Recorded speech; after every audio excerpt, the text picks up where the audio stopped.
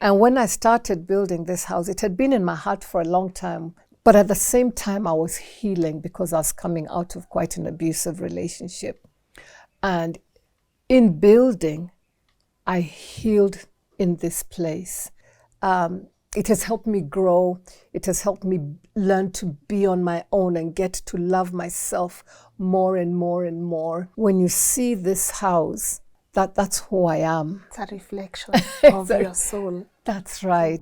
Did you experience people looking at you and being like, wait, a madhouse in Karen? Absolutely right. Absolutely right. But there would be people who would come here and they look, and it's like, I don't think so. Not for me. It's not so much about life. It is about lifestyle.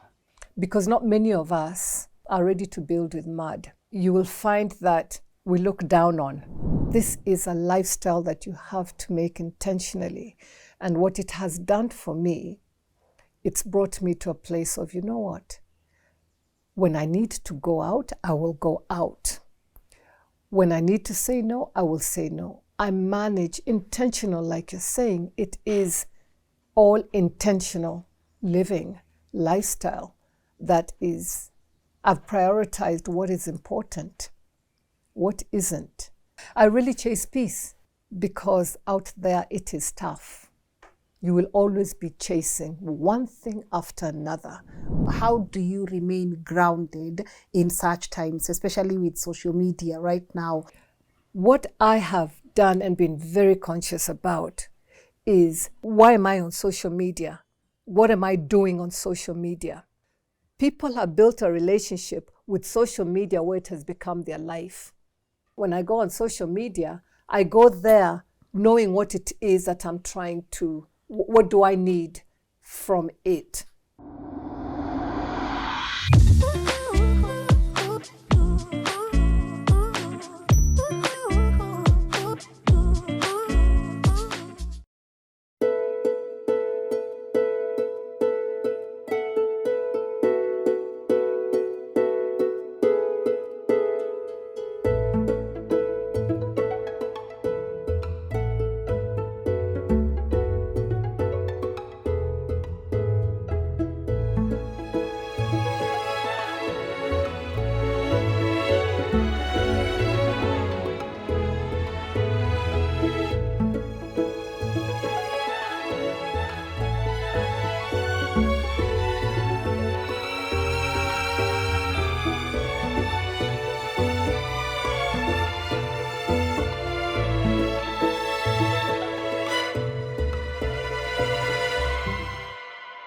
Hi guys, how are you feeling today? Thank you so much for joining us for another amazing episode of Intentional, Conscious and Slow Living. You know, at the beginning of this year, I did promise that we are going to do away with the noise and we are going to interact with people who are intentionally living their lives. Today's guest is an incredible woman. And when I say incredible, it's because you guys are going to witness it. She lives in a very beautiful space and this place connects with her so much. I mean, it's not often that you see someone has built a mud house in Karen, and it's because she has her own reasons that she's going to share with us, and she's also going to walk us through the art of conscious and slow living. You know guys, as I said, 2024 and 2025 we went through a lot, and right now I want us to be able to rebuild our lives, learn and relearn from people who are actually living and not existing. So please allow me to let her introduce herself. I know you're happy to see me back in the field. We are going to do a lot of more episodes, but before we go any further, allow me to let her introduce herself, tell us what she does so that we can be able to get straight into our conversation of today. Shibero. Hi. Hi, Lynn. How are you? I'm really good. I'm so excited. You are so excited. Yes, The person who is really excited about this it's me. Because as I said, me and our audience, we are on a journey, and it's very important we sit and have conversations with people like you who are already years ahead of us. So I know we're about to get into a very beautiful show, but before we do that, could you please introduce yourself and tell our audience what you do? Hi everybody. My name is Shibero Akatsa, and I am a clinical psychotherapist, which means basically you come and we talk about issues that go on for you in your personal life. Yes. I'm also in divorce care. I've been running the program for the last 4 or 5 years, and that is helping people heal through the word and through just practical sessions of what to do when you're in that space, which is a very, very difficult space. So I've been through it myself, and that was very difficult. I'm a performing arts teacher, and that's going way, way, way back, and I absolutely love it. I'm a creative, I guess, as well. I love nature. I love nature so much, God's creation. And Lynn, you saw that this place is actually called the Garden of Eden. Yes. And that is a name that the Holy Spirit actually gave to me, the Garden of Eden, when I was asking, what should I call this? I'm a mother of one, 28. She's going to be 28 this year. Wow. And she was born 1 pound 4 ounces when we were away. Yeah. And by the grace of God, she's actually lived to tell the tale. I enjoy working with mud. I enjoy living simply because we make life too complicated.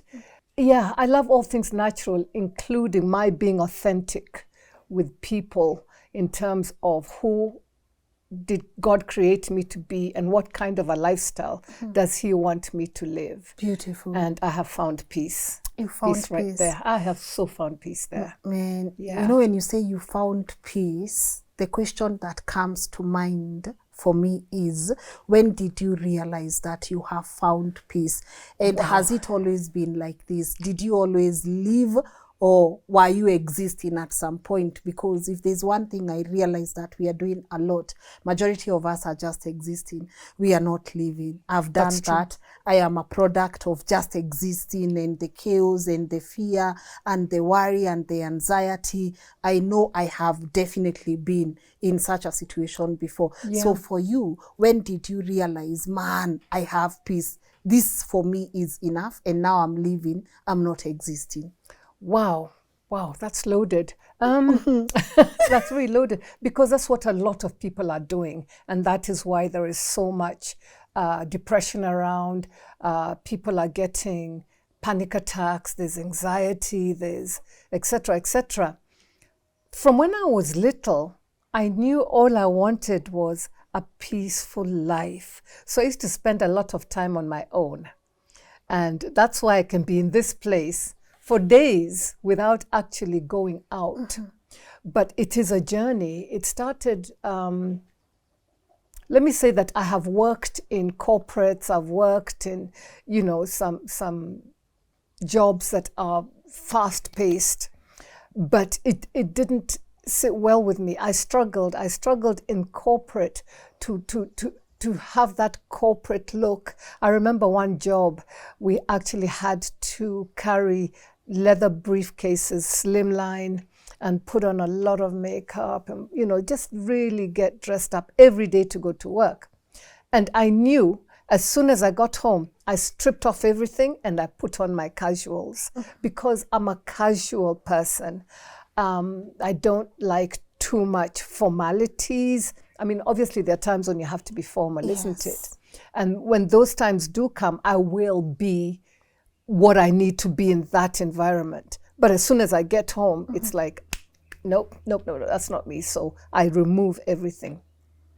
But I really realized that I can't go on like this. I must have been in my 40s then, after I'd done the whole, you know, corporate and had become a mother, and I just couldn't deal. And a number of times I did go down with depression, actually chronic fatigue syndrome, because I was trying to juggle everything.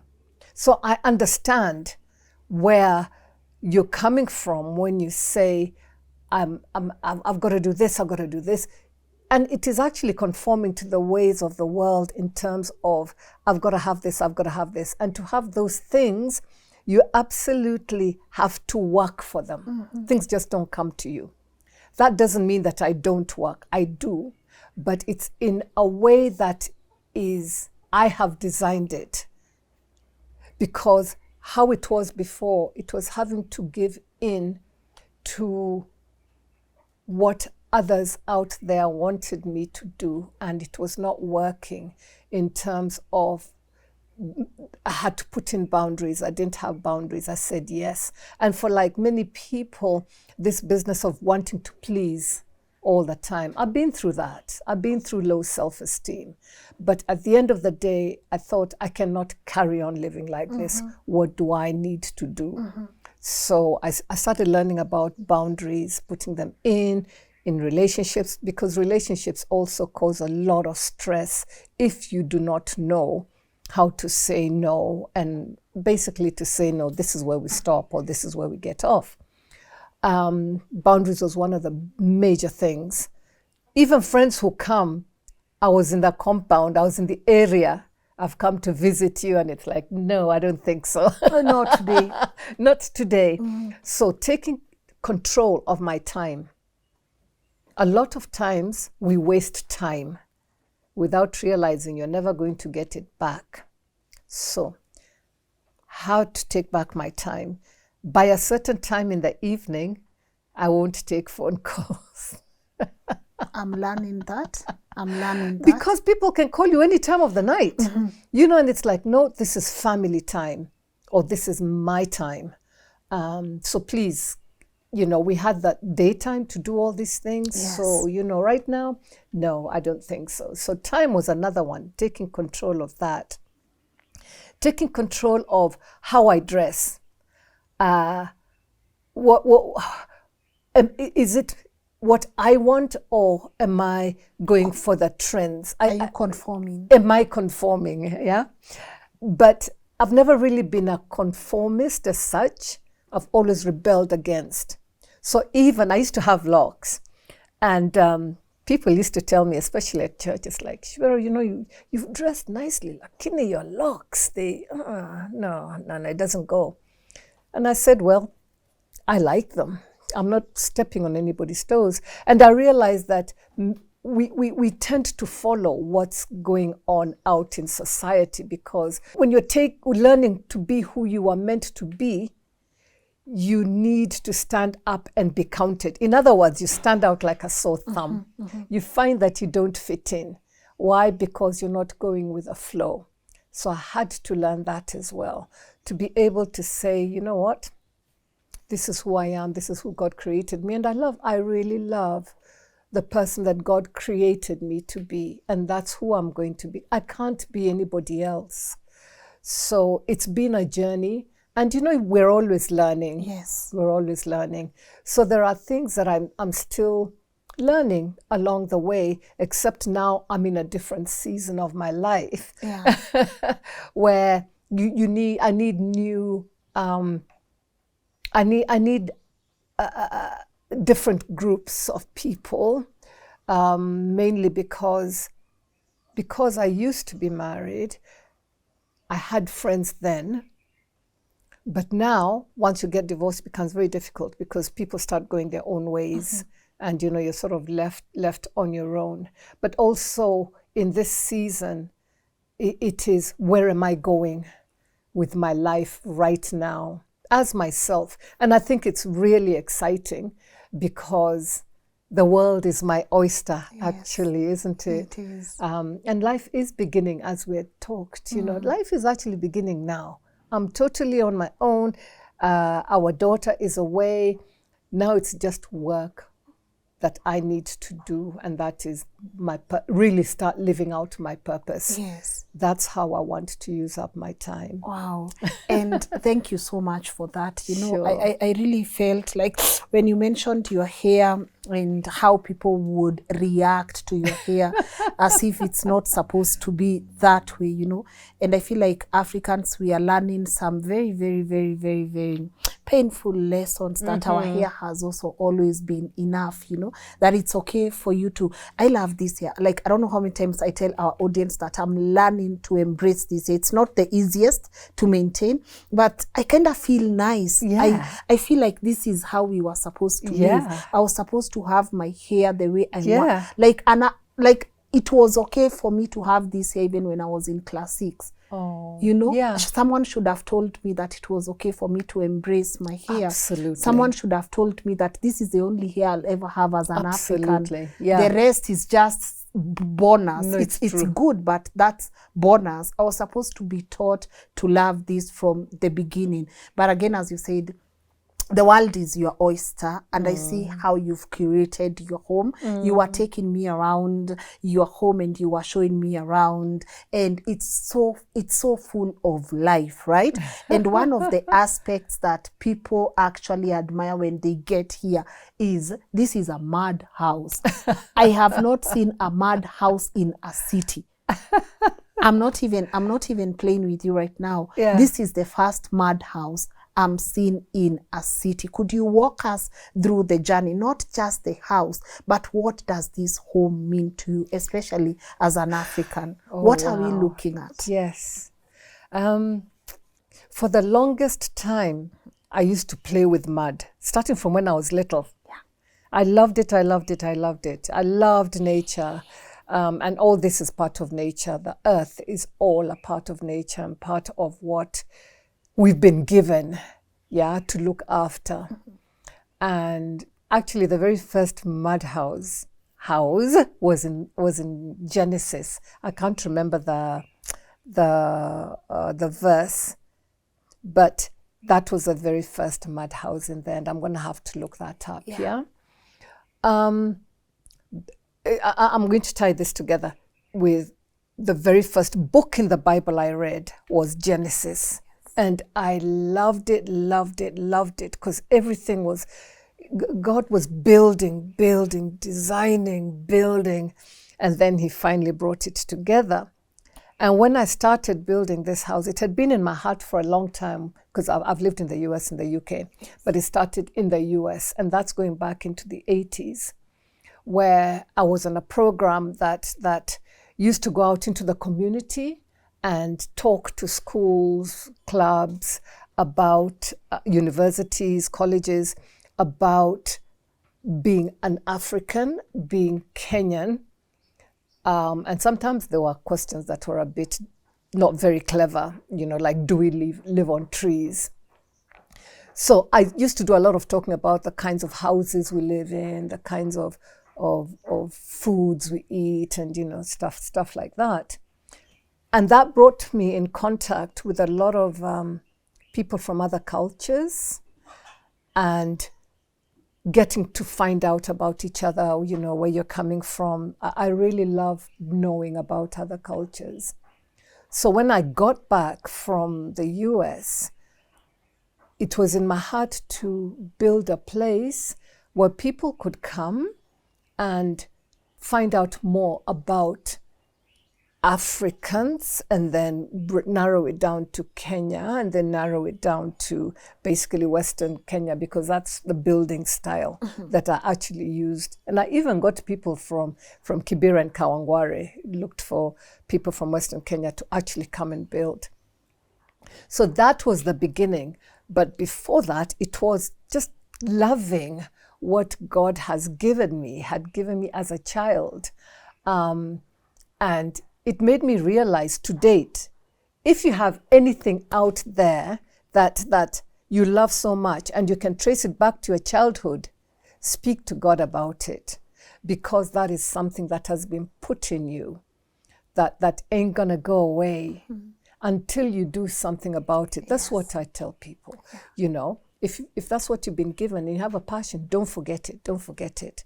You'll come back to it. Yes. So I came back to it in my adult years. I hadn't realized how ingrained it was. I hadn't at all.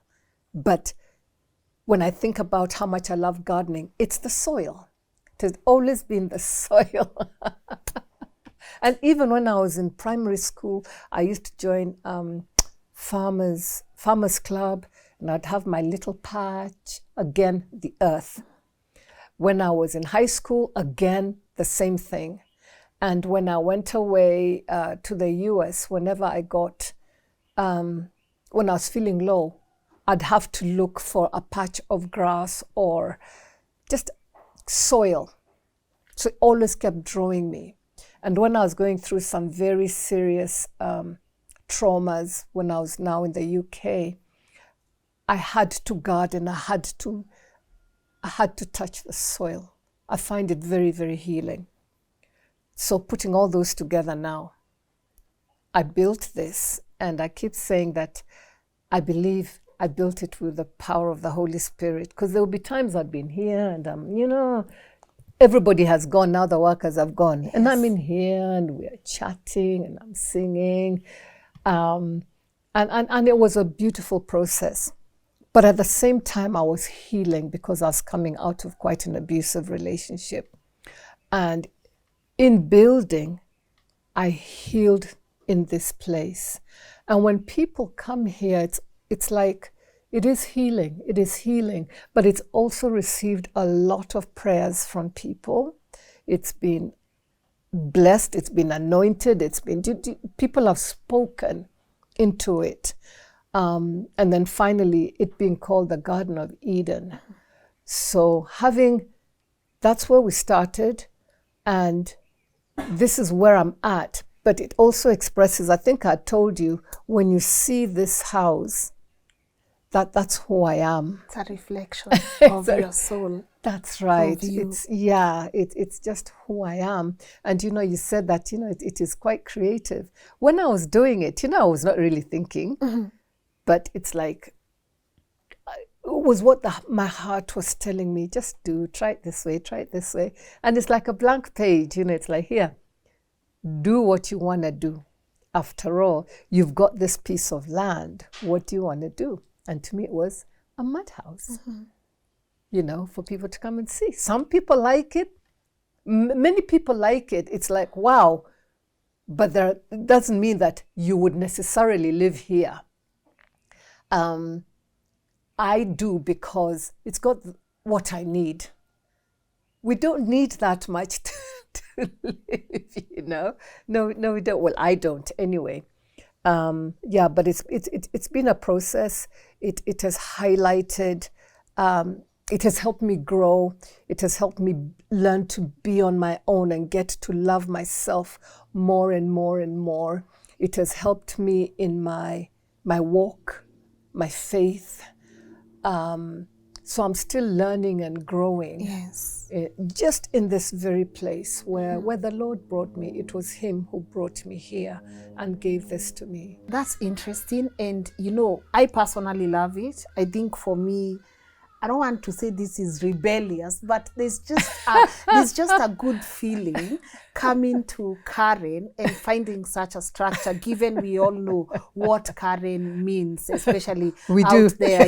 It's one of those estates where definitely we all know what Karen means, but were there people, did you experience people looking at you and being like, wait, a madhouse in Karen? Absolutely right. Absolutely right. And at the same time, next door, they were building this really big Chinese were building it, actually. Yeah. And in the meantime, they'd want to pop over and see what's going on here, but I wouldn't let them. Yes. I wouldn't let them, because this is my heart. Not just anybody who hears or walks through has the right to actually see it. So, it was like, no. Yes. So I wouldn't let them in. But there would be people who would come here, say with friends, and they look, and it's like, I don't think so. Not for me. This ain't it. Yeah, no, not for me. And then there would be those who've come here, and it's like, you know what? This is my kind of life. And I think it's not so much about life. It is about lifestyle, what you've chosen, what lifestyle you've actually chosen. For me, it is about, I can hear myself. I can see what's around me. I really appreciate the changing of color in the evenings or in the mornings. When it's raining, it's like, can you hear that? Because here's mabati, yeah? When it's hot, You can outside, feel it. you can feel it, but it's also cool inside. And at night, I hear birds. You know, there's still animals in the night. I can see the moon from my room at night. It's something about being so connected to nature. I feel so connected in this place. And part of it also is I've created that without realizing I'm creating it. So for me, there's peace. There's a peace. And most of the time, I don't even spend in the house. I spend outside. My desk is outside. My computer's outside. So when I do invite friends, you see, a lot of them are when I do invite, because you can't just pop in. Intentional. Isn't it? Yes. You can't just pop in and say, you're coming to see me. For me, it's like, again, intentional. So those boundaries are there. But people did say a lot of things. It's been in the papers, I think 3 or 4 times, but not at this level in terms of it hadn't even been complete. And I did an article for a youth organization on preserving the building skills of the African people, because we are forgetting that so much. We're going so much to the West. And yet, these things began here. They actually began here. And when you go abroad they call it the cob houses, even though it's slightly built differently. But our people, we need to open our eyes. You know why? Because not many of us are ready to build. It doesn't have to look like this, are ready to build with mud. You will find that we look down on, because people expect you to be poor. I'm not saying I'm filthy rich. I'm not even saying I'm rich. I'm just saying I chose it. We look down on the people living in even mud huts. We look down on them. Yes. We look down, so we don't introduce our children. We don't give them a positive story about, you know what? This is so healthy. It's healthier than stone. When you are outside and it's hot, all those details, you come inside to cool. Many of our grandparents lived in huts, and it was fine, completely fine, and it worked well. So there's a snobbishness, I realized. I had one guy come here. There was something I was selling. I think I told you the story. Yeah. And living in Lavington, probably a pretty big house and everything. And he drove in and then came out. And then I went and I brought the machine out, and you're sitting at the dining room table. And he looked around. And then he said, "You mean you actually live like this?" And I said, "Yeah. And I love it." Then he said, I couldn't. First he said, I couldn't, much as I'd like to. Now those are the Masai Maras on holiday. Yes. That's when you are permitted to go and live in buildings like this. Yeah. Not in your own back garden. So I asked him, why not? He said, what would my friends say? I said, oh, okay. At the end of the day, it's your decision. You choose the kind of lifestyle you want. Then he said, coming up your drive with my wife, she would look and say, turn around. Let's go back. Let's go back. And that's just coming up the drive. Yeah. So inside the house, you can imagine. And I thought, well, we have choices. each their own. Yeah, to each their own. But we do have choices. But what I must say is that this is a lifestyle that you have to make intentionally. And what it has done for me, it's brought me to a place of, you know what? When I need to go out, I will go out. When I need to say no, I will say no. I manage intentional, like you're saying. It is all intentional living, lifestyle that is, I've prioritized what is important, what isn't. Am I on the bandwagon? No, I'm not. What do I chase? Peace. I'm telling you, Yes. I really chase peace. Because out there it is tough. You will always be chasing one thing after another, one thing after, and the carrot keeps moving. The goalposts keep moving. It's something new every Yeah. single day. Yeah. And when do you stop? When do you stop? When do you stop to give time to your family? When do you stop to give time to yourself? Because we all need that space where we're not being bombarded by all these whisperings. You need. And you know what? Most of the times we don't need those things. Life is simple, but we do complicate it, you know? Yeah, I know. I know. Yeah. I know. Let me ask you, because one of the questions that I've struggled with in life is, why are we here? Why did God put us into this earth, right? Have you found an answer? Why are we here? Do you want the religious answer, or do you want... Give us any. I really believe that we were put here for a purpose, and that is to give back to the world, to serve the world. You know, the way in which Jesus served the disciples, Yes. washing their feet. Many of us look at that and it's like, oh, you know, I can't be dealing with all that. But also the gifts and passions and talents that we have been given are not for us. It's for us to give them away. And this can come in your work. It can come in whatever you're doing as a profession, because it'll flow more easily, because you are where you are meant to be. Yes. Isn't it?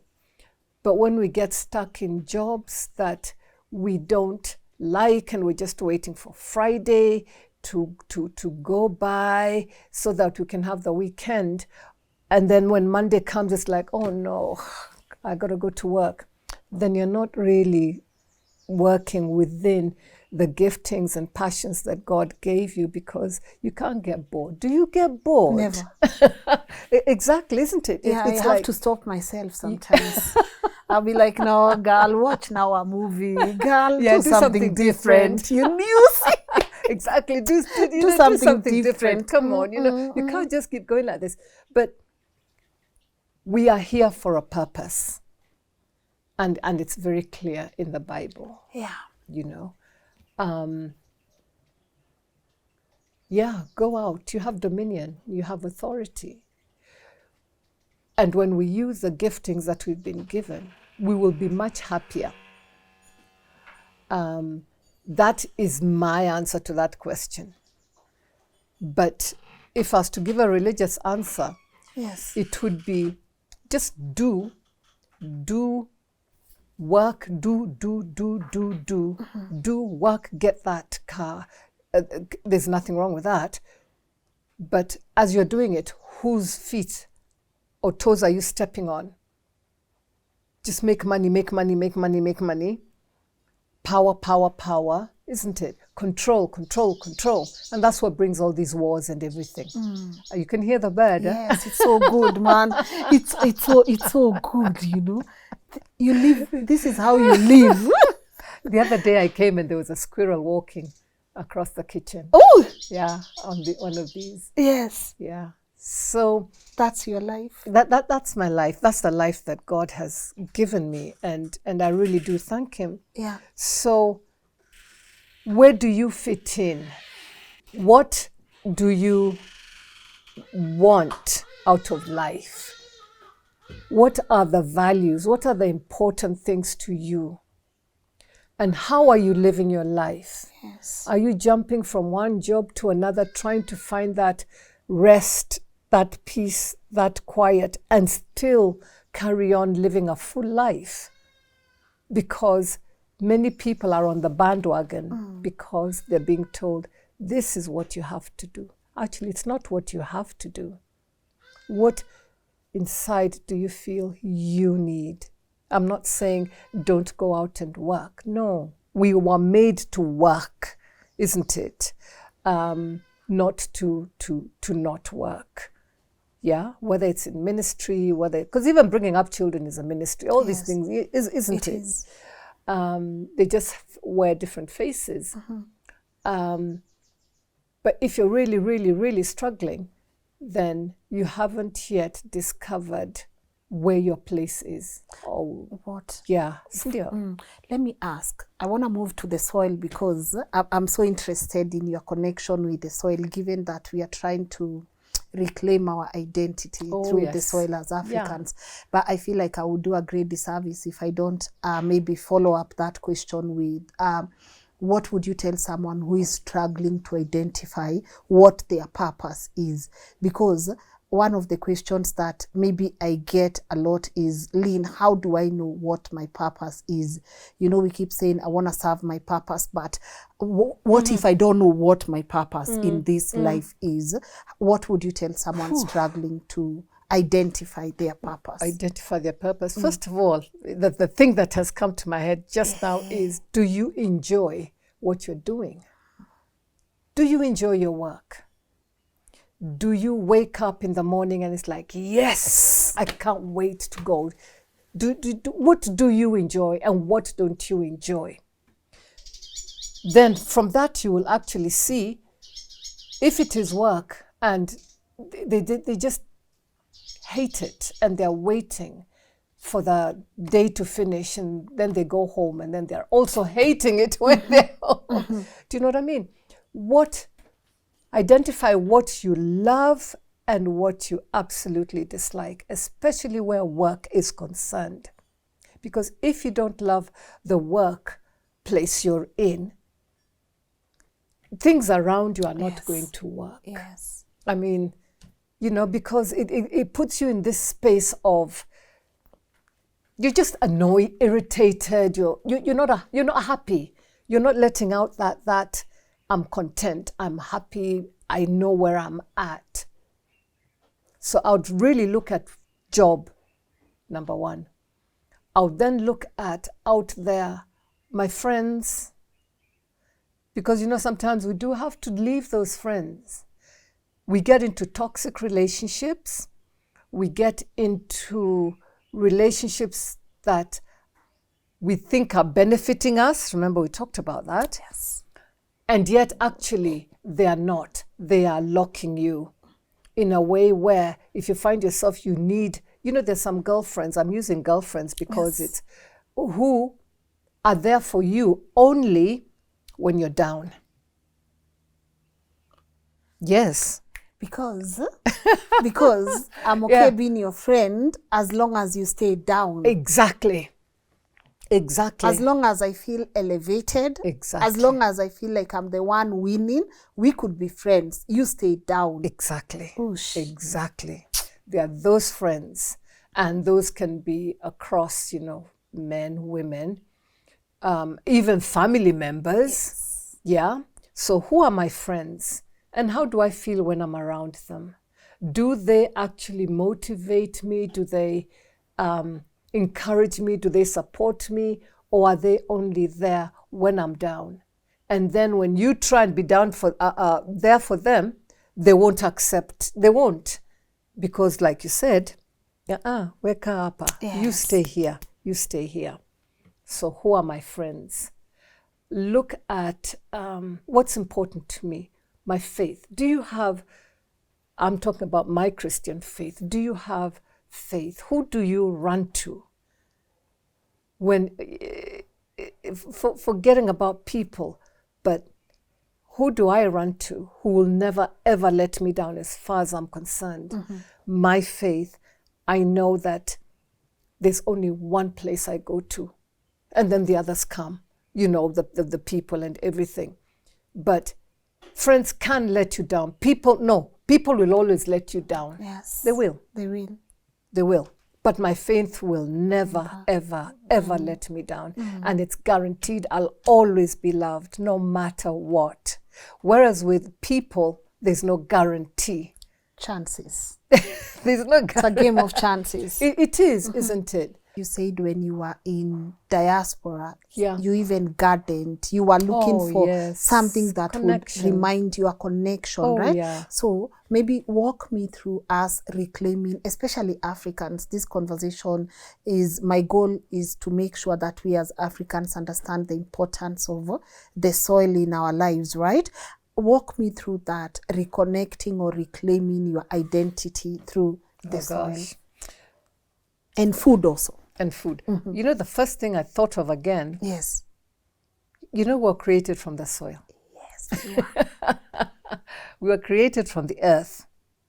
And for me, I have run back to the soil, even without realizing. I just know that I've always found that so spiritual, that connection.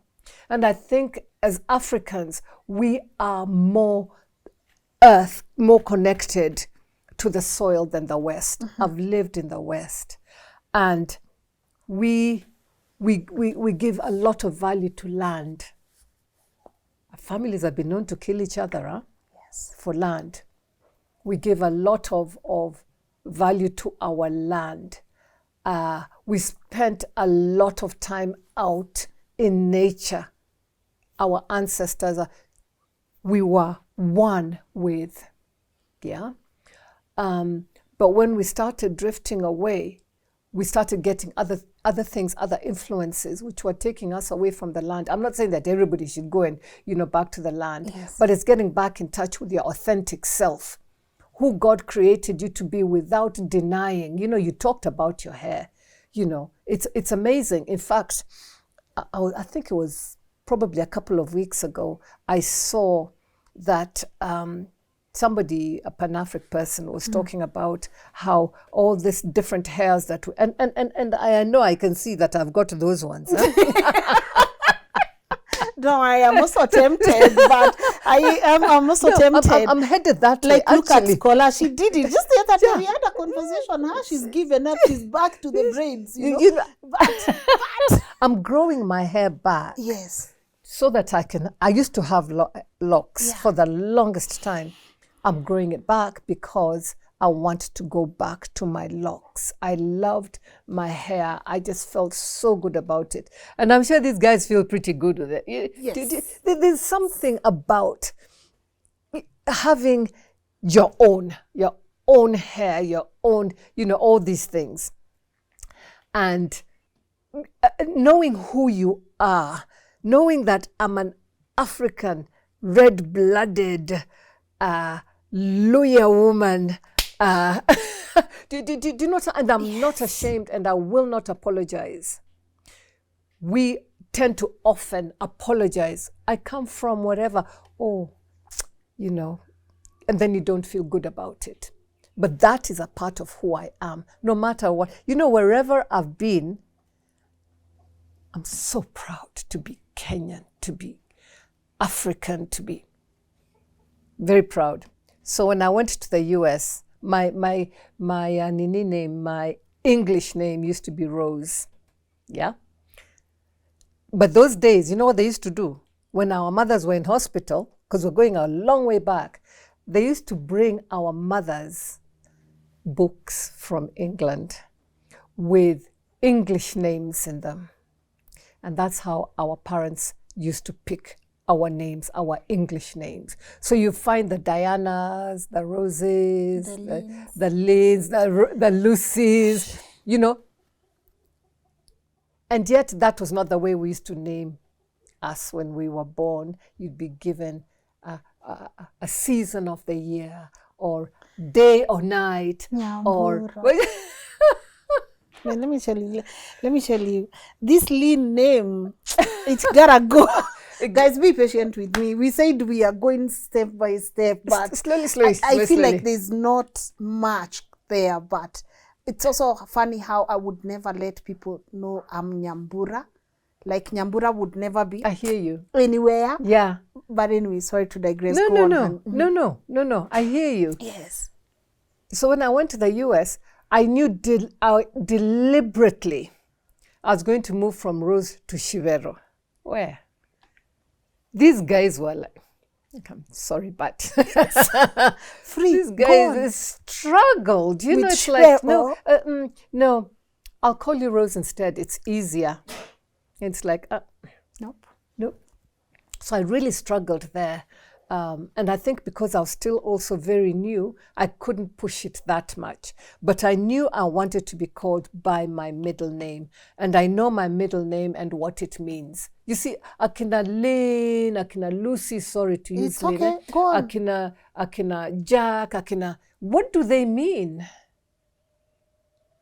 You know, it's not until they started creating those two bracelets, I think this was a way of making money, Yes. saying Jack means blah, blah, blah, blah, blah. That is the Western. But traditionally, what does my name mean? My name means hearth, the area around the fireplace. It's warm. You know, like how God used to change from Abram to Abraham. Yes. From Sarah to Sarai. Was it Sarai. Sarai to... So when something happened, their names would change because you're now in a different season that God has created for you. So it was partly Rose and partly, but it was when I went to England that I completely refused. I said, no, this is my name. And yes, I want you to call me by my name. You know, it's like, this is my identity. This is who I actually am. I couldn't relate to Rose. I know I was given it, but I couldn't relate to Rose. And then finally they started calling me by my name. And of course there were mistakes. I was called all kinds of things, but it's like, no, this is how it is said. And one of the things talking about identity, when I first arrived in England, I used to do a lot of talking to old people's homes or clubs, gentlemen clubs, women's clubs, schools and everything. Because, you know, you can be seen but not seen. Yeah.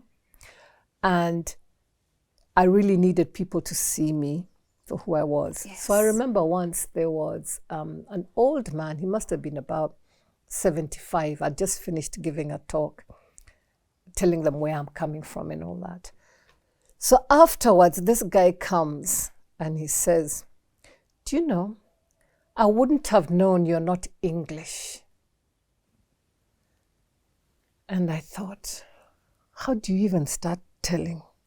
First of all, a black person like me, and I've just been talking about Kenyan and, you know. And I realized that a lot of non-black people want to try and fit you into where they are. And even here, I've had people say, oh, you're so English, without saying, guys, I am a true red-blooded Western woman born in Kakamega. That is who I am. But I've picked things from out there that has also brought me to where I am. I didn't pick. I was intentional about what I picked. And this is not an accent. This is the Ninese of my father, the hard work of my dad. You know, a bit like what Taure is doing. Yes. There was a time he was sending some of his youth to USSR to go and learn what these guys do to keep going to that level. Does that make sense? It makes a lot of sense. Do you know what I mean? So even when we go out there, remember who you are, where you're coming back to. If I was so English, I would not have built this house. How about saying, hey, Luya woman, Hey, hey, Shibero. hey, Editoi, this is Editoi. This is mad. Yes. You know, these are Nini, this is Bao. Yeah. You know, why move to that? But you'll find people would prefer to be seen as non-African because they see that they have advantages. I mean, I've had racist comments. I've had, all those things against me. But you know what? I am who I am and I love who I am. And I can't be any different for anybody. Yeah, not for anybody. Not for anybody. At all. Not for anybody. This is what I was created to be. And being black is good, man. I'm not saying that the rest aren't. And we're allowed to say being black is a beautiful thing without apologizing. Absolutely. I don't think it should come with an apology after. It is good. I think I should be allowed to say being black is actually good. a It beautiful is amazing. thing. It's beautiful. It's a beautiful thing. And black people have been through so much, Lynn, so much. Here we are still standing. Good. How do you move past that? How do you move past black people have been through too much to taking back your power? Whew, that's a loaded, you're asking me loaded questions. Got you? It has to be very intentional. Yes. Know what it is that you are trying to gain back. Because when we say identity ni kubwa, it is one step at a time. I don't like to be called, for example, I don't like to be called Rose. Yeah. Because Rose takes me to childhood and So what am I going to do about it? I'm going to insist I am called, if I've got another name, I'm going to insist. Step by step, ndio. Food-wise, do I like African food? Me, I love African. Oh, I love our foods. Because some of those ones out there are very boring. I know. I love our foods.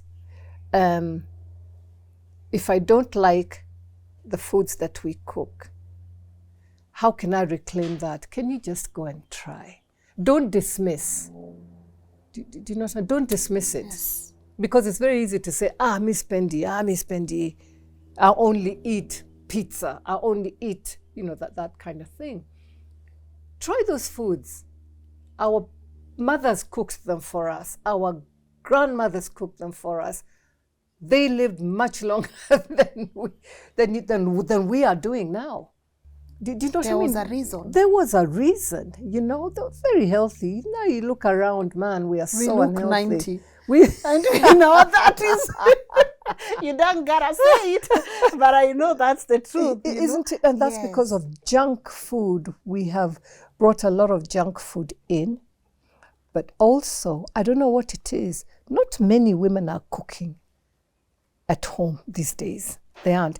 Even if you go and you bring somebody in to cook our own foods, start somewhere. Let's go back to learning how to cook. And there are so many shows out there that are doing that. You ask somebody, how does nduma taste? Somebody is, what's that? It's arrowroot, man.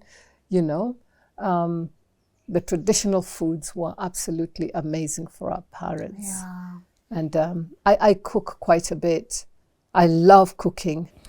And it's usually traditional foods, the smoked meats, smoked fish, risuta, kienyeji vegetables. Those things were healthy.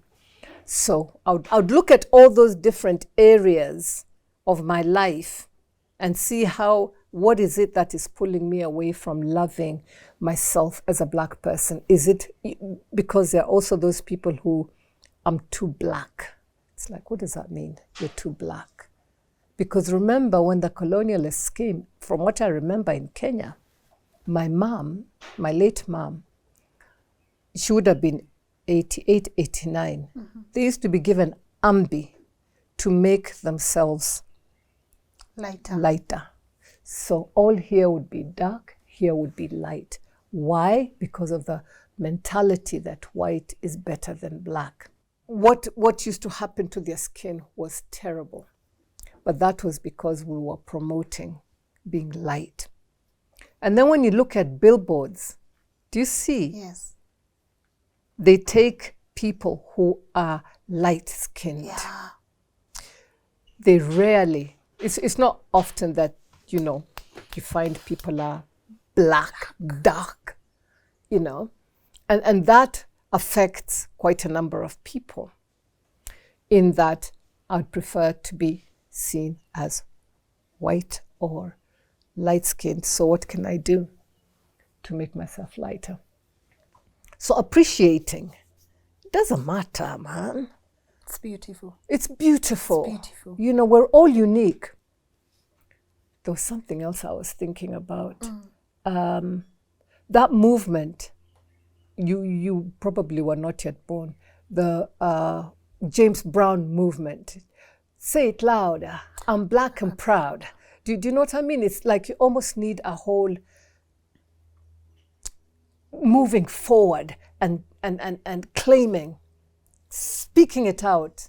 I'm black. Yes, I'm black. And yes, I love being black. I love being African. I am. Black and proud. Yeah, I'm black and proud. That's when James Brown started singing all that. Then the other thing I noticed, like, because we have a mixed parented child, and I used to have friends come up to me and say, "Oh man, your daughter, she's so beautiful." I have never thought about black, you know, her being a mixed parented child or her skin. To me, she was our daughter. And they say, "Where can I find a Mzungu to give me so that I can have a Supu child, a mixed parented child?" And I was just so disgusted. You know, it's like, really, really, really, really, what are you saying about our children who are black? There are women out there. There are women out there who actually, it's like, I want to get a light-skinned child who's mixed. And that always used to put me off. It really did. So there are a number of areas, but if you don't accept yourself for what you are, ask yourself why. Are there experiences that you have been through that have made you dislike or hate yourself? And start from there, because those are lies. Those are lies from the pit of hell. The person who comes and tells you, you know, you're ABCD because you are black. Don't listen. Please don't listen. Don't listen. Yeah. You are beautiful. We're all created beautiful. And that's a fact. And that is a fact. Yes, say it loud. I'm black and proud. Yes, and that's a fact, you know. Yeah, that's a fact. We are all unique. And when we start fighting each other and you're black, you're from, you know what? Yeah. Me, I just know I love being black. I do. You do. Yeah. And you are beautiful. I didn't need to tell you that. It's the fact that you already know, right? But let me ask you something, because I feel like we are learning a lot from you. You know, it's so beautiful to learn from people who have gone ahead of us. I don't think I'm going to repeat some of the mistakes maybe that I'm doing, because I feel like the lessons are right here in front of me, right?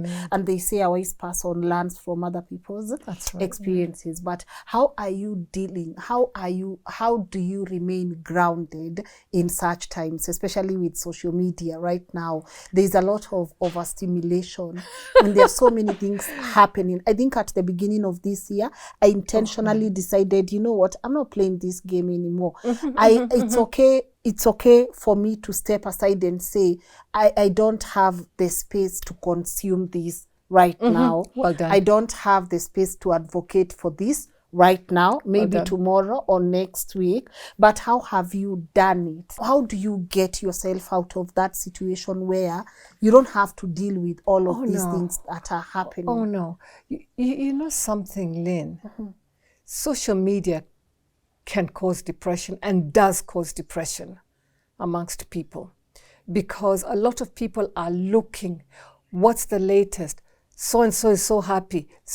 This is what we ate. This is what... there's so much negative stuff going on, because social media can be used negatively as well. It can be used properly as well, effectively. What I have done and been very conscious about is why am I on social media? What am I doing on social media? And if you check, it's normally work. Yeah, I'm on TikTok, I'm on Instagram. The only place we aren't on, I think, is Twitter. Yes. LinkedIn, I'm on all those. When I first got onto TikTok, I had to keep not interested, because there's a lot of rubbish. You know, I don't want to see some woman twerking there with her little 6-year-old watching her. Of what added value is it? Do you know what I mean? What is it giving me? It's not giving me anything that is positive. So when I go on social media, I go there knowing what it is that I'm trying to, what do I need from it? But this business of I'm just browsing, and you know, you can be taken from one thing to another. Oh, that's it. Before you know it, 2 hours have gone, 3 hours have gone. People have built a relationship with social media where it has become their life. Do you know what I mean? Yes. But if you're doing it I do it for work. If you're doing it for work, that's great, because there's a lot of good stuff out there. But there's a lot of nonsense out there. You choose and you put boundaries on, I'm not going to watch this kind of stuff. No, I'm not going to watch this. I'm not going to watch this. So you'll find that most of my social media is, I love gardening. I love plants. And there's a lot of good stuff out there that people are doing. Those ones I will look at. Mm-hmm. There's a lot of, there's the word. Usually you find that people are writing poetry around the word, you know, just helping you get through difficult situations. Mm-hmm. I love that. There are news items that I will watch, and that's not every day. I'll put my stuff out on LinkedIn, which is about professional. Mm-hmm. So to answer your question, I know what social media can do to people because I've had them here. But all that stuff in your head, you're filling your head with all that stuff. Where are you going to get things that are of added value? Yeah. Because that's what the word is feeding. That's what the word is feeding us, all this. And I feel like part of it is by design, so we can lose ourselves. We can be useless, you know? I feel like that is by design. Exactly. So you have to be very intentional. Yeah, you know, in fact, it was Adam we were talking. The TikTok that goes on, is it in China? Yes. Is different from what we are well known for what goes on our TikTok. So it is by design. You know, is that what you want, really? That's why we have to be so very careful what it is that we are taking in. Then there's a jealous element. Because you get on there and you see, hey, so-and-so has got this, or so-and-so's doing this, or wow, look at that relationship. Yeah. And half the time, you know what? In fact, 3/4 of the time, it ain't happening that way, the way that we see. It's so fake. It's so fake. Even FB friends. Yes, I'm on FB. But you know something? Those friends, I hardly ever see them. Friends. I hardly ever see them. But these are people I was in high school with, I was in uni with, so that's where the contact is. That's where the community is coming from. But we always think others are doing better than us. Yes. So we've got to try and play catch up. No. And then when you find that you're not where they're at, what happens? Depression slips. You start feeling low, isn't it? Yeah. And it really does affect us mentally. So you really have to be discerning and wise with social media and very intentional. What are you going on there for? Because there are some really good things, but you've got to know where to find them. And then there's some really not very clever things at all. Yeah. And you think that that's the way it's meant to be. But that's not it. That's not it. It's where I feel, you know, in the Garden of Eden when the snake was whispering to Eve, See, it's nice, it's nice. That's what happens. All these whisperings, it's nice, so why don't you get, why don't you get, why don't you get? And if you can't afford it, what happens, as we've seen? Gift me, gift me, gift me, gift me. So you have to be very, very wise in using it. And you know what? It's also been used for things like sex, sexual whatever. It's gone to a different level in terms of prostitution. See, it's there. We meet. We meet virtually and then we meet physically. Exactly. And it's a wrap. Yeah. It's that easy and that Yes. quick. And people, you can advertise what you can do. You know, you speak that language. You know, I'm so naive, let me tell you. Yeah. I'm so naive, but it's like, I don't want all that noise. Sababu, that is noise. Yes. I don't need it. I don't need it. I need my headspace. I don't want people renting headspace in my head. No, got other. No, I don't. Good. So that's why I fight for peace. It's like those things are not peaceful once they get into your head. The negative social media stuff. Once they get into your head, let me tell you what, they're going to trouble you. You will want or not want whatever they're offering, but it is not added value to me in my life, in the life that God has given. At all. I love that. I don't want to let you go, but I know, of course, we are going to have a couple of episodes together. That would be great. There are so many topics that I know we could learn from, because again, you are the expert in that field, and I would want our audience to definitely get to hear what advice you can be able to offer us. But allow me to touch back on food, because it's very, very important. I think there's a day we had a conversation here on the platform that we have been conditioned to think our food is very boring as Africans, and now the same food is being sold outside, maybe in Europe, for crazy amounts. You know, and this is the food that we've been conditioned to think it's useless. But again, as you said, our parents knew. And that is why many of them are still healthy, even up to date. What would you want to say on that? Try and get back to our traditional foods. They don't have to be boring, because you can cook them in a way that is healthy. Yeah. I gave a talk once, again, youth, and I talked about food. And do you know that the junk food that very many young people like, starting from little children, just look at the labels on things like tomato sauce, tomato ketchup. All those things are full of sugars. And in the junk food, you know, akina Kentucky, akina what. The things that are coming from the West, they've been packed with all kinds of additives, which are now causing illnesses, sicknesses to us, but also targeting youth. So that you eat that stuff, and guess what? It's slowly wearing you away. But also, once it gets into the stomach, count how long they'll stay in your stomach for before you start feeling hungry again. And it's all about making money, but it's targeting the youth, so that they can keep spending and feeling hungry. And you know, we go around, it's like, wow, you know, let's do whatever today. And it's addictive. So, you know, you think it's better food for you, but let me tell you, some of those fries that are made, the things that are put in there is to sell. And keep milking us. Yes. As opposed to, I can make my own chips here and they'll taste very nice. Do you know what I mean? I know it'll take time, but if I had somebody working for me who could cook, I would instruct. Yes.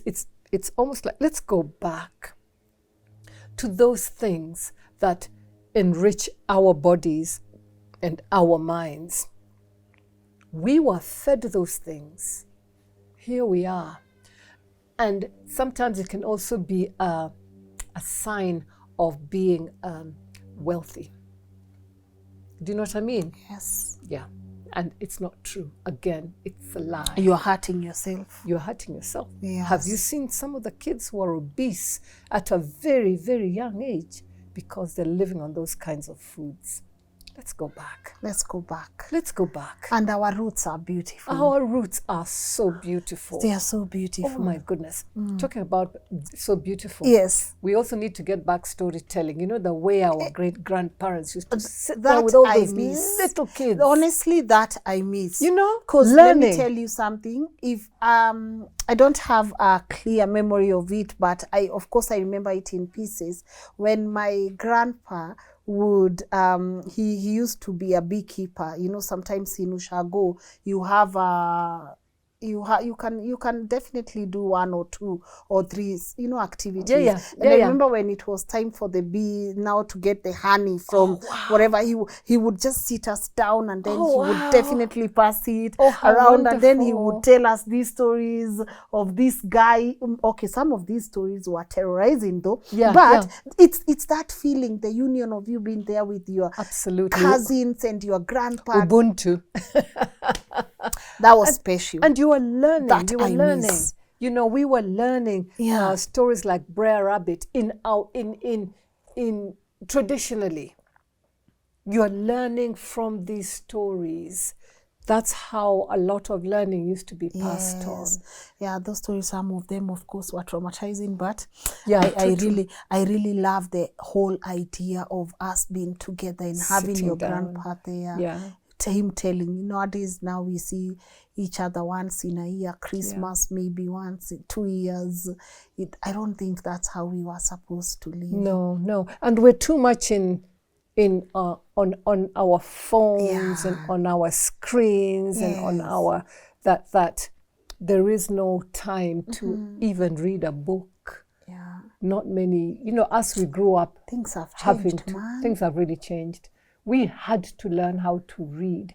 And I remember we used to be taken down to, in primary school, we used to be taken to Macmillan Library in town. And we would just read. I loved reading. I just loved reading because it's different from hearing from the phone or from that narrative of just storytelling from the people who've gone before us. Yeah. But life, they call it development. Yes. But it's good to be aware of what we are losing that is good, that needs to come back, and what we have that needs to disappear and be replaced with, the things that we learned when we were young, or the things that our parents gave us, because we chuck them away. Yes. It's like, you're old-fashioned. Yes. Sometimes I sit here, ask Adam, and it's like, maybe I'm just boring. But I'm never bored. Yes. Kids these days get bored. Yeah, it's like, how can you be bored? That you need your tablet, you need your phone. Exactly. Yeah. Exactly. It's a journey. I won't lie to you. There's a lot of conditioning. That's very true. There's a lot of unlearning that we have to do. Yeah. There's just a lot of work that we need to put in, but because I know for a fact, because I know our roots are beautiful. Oh, they are. And we should fight so hard to get back there. I'm looking at you. Is it okay if I ask how old you are? Or how young you are? You can say old, young. Yes. I'm going to be 66. I mean, look at you. This Saturday, actually. You lack nothing. You lack nothing. You give yourself the joy. You have everything around you that makes you happy. You don't care whether this house is in Karen or Singapore. Pun intended. But pun intended. I hope that wasn't prophetic. Like, this should be our Singapore, This we should be like, this is what we need to be fighting so hard to go back to.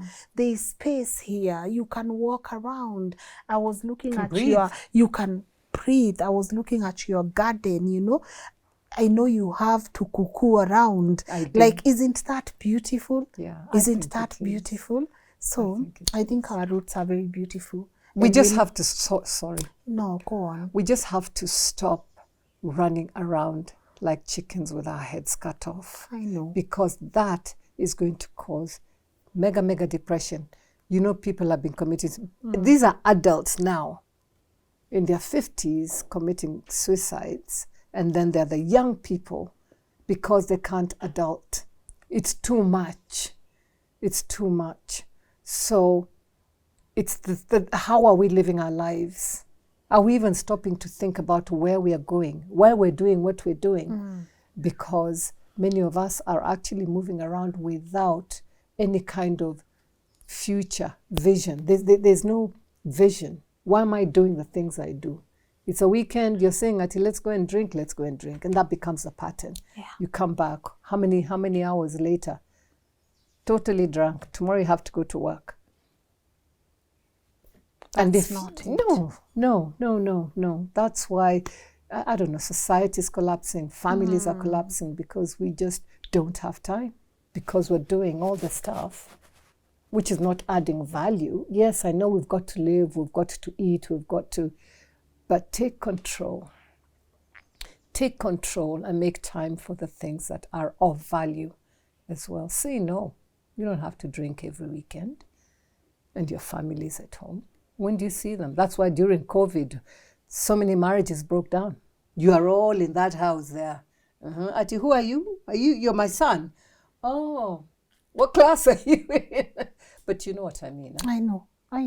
Yeah. I know. That was a scary period. That was very scary. Yes. Imagine being scared to be with your own family. And then the domestic violence and then, all this stuff. What does that say? We're not used to being together. Ubuntu. Yeah, Ubuntu. We're not used to being together. Absolutely. Yes, absolutely. So things are breaking. Yes. We need to pull back. And where do we start? Yeah, and it's never too late. It's never too late to go back to basics. It's never too late. Yeah. Anyways, that's the end of our first episode together. They are going to see you on the platform a couple of more times, because I know there's so much you can be able to offer our audience. But maybe as I let you go, I know someone is watching and they would love to connect with you. And someone is like, Lynn, of course, they heard what you do at the beginning of the episode and they would also maybe want to seek your services. How can they be able to connect with you? And please remember to also tell them you have a YouTube channel, because I want them to go and check it out. I'm really looking forward to connecting with those people who are actually struggling with this whole, I'm going to work, but I'm so unhappy. I'm living this life, but I am so unhappy. Speak with me. Yeah. And it's group coaching. One of the things that I do, because if you don't deal with it now, it will just get worse. If you've recognized it, that's fantastic. But do something about it. Because our time can come when it's actually too late. Yes. Really, when it's too late. Too late. Yeah. So if this means anything to you at all, and I really appreciate Lynn, because this is so crucial and it's where we are so at. And that is, guys, there's another way to live life. A more beneficial, happier, more peaceful. You don't have to go where everybody goes. No, you can stand up and say, I've had enough. Reinvent yourself. Decide, be intentional. Yeah. Good. And live a more peaceful life. Yeah. Yeah. The details are on the screen. Yes. I know they'll definitely get in touch. Yes. But once again, I would want to take this opportunity to say thank you to you. You are so easy to talk to. You exude a lot of peace. As you said, when people come here and see your home, you want it to be a reflection of your soul. And that's what I have taken away. Come here, you. And we haven't done this. We haven't done hugs. We haven't done hugs in the show for a minute. This has been a very good way to kickstart our year. Amen. And you have been such an incredible person to talk to. Thank you for granting me this opportunity to talk to you on behalf of myself and our audience. The best part about this, me sitting and just being part of this show, I get to pick these lessons for free. I learn a lot of things, and I know people sometimes pay a lot for these lessons, but me and my audience, we don't take it for granted that we get to learn a lot of things from you. So thank you so much, and I hope I get to see you again soon when your time allows. I'm also being very intentional with my time. I'm learning to say no to so many things, and I'm learning to say yes to things that now align with me and where I want to go. So it might sound selfish, but I would want people to just try it and see. It's very peaceful. And your mind is so calm and relaxed, and you don't have to be everywhere. That is the kind of peace I've been craving my entire life. So, Shibero, thank you so much. Thank you. Thank you for having me. I mean, this is great. I think it's good. I mean, I've been just speaking with Adam that this is where we're going. Good. Now we are moving into live a different life. One that brings peace. Reinvent. Reinvent yourself and live a happier, more fulfilling, more purposeful life, as opposed to going with the wind wherever the wind goes. It is so worth it. It really, really is. So thank you for kickstarting us on this next level channel. This is where we're going, because there's too much happening in society where people are crying out for help. Good. And I hope someone out there has picked something from this conversation. And as always, guys, I love when you share your thoughts with me on the comment section. Let me know what your take home has been. For me, there are so many things that I've learned, and there are so many things that have been affirmed. So let me know what your take home is. But before I wind up, I want to say thank you to my incredible team that gets to put this work together. Thank you so much. Our boy Muga, I don't know, guys. We gotta hype him up with some chicken or something. But thank you so much to Team LNN for always putting, just making sure that we continue having very beautiful, thought-provoking conversations.